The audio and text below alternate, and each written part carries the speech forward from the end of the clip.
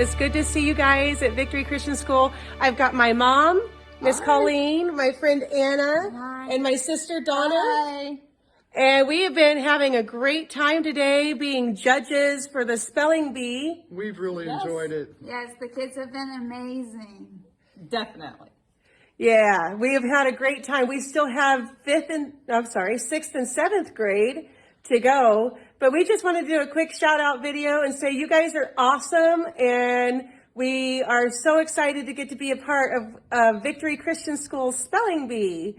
We're proud of what you guys have accomplished. Mm-hmm. Yes, and congratulations to the ones who have won. Yes. All right, we'll see you guys later.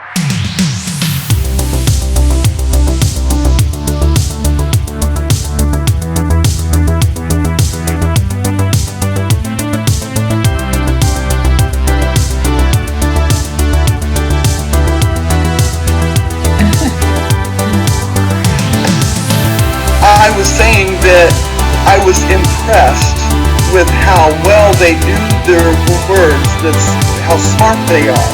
Because in English, these words would be difficult enough, but to have to know it in Spanish and English is remarkable.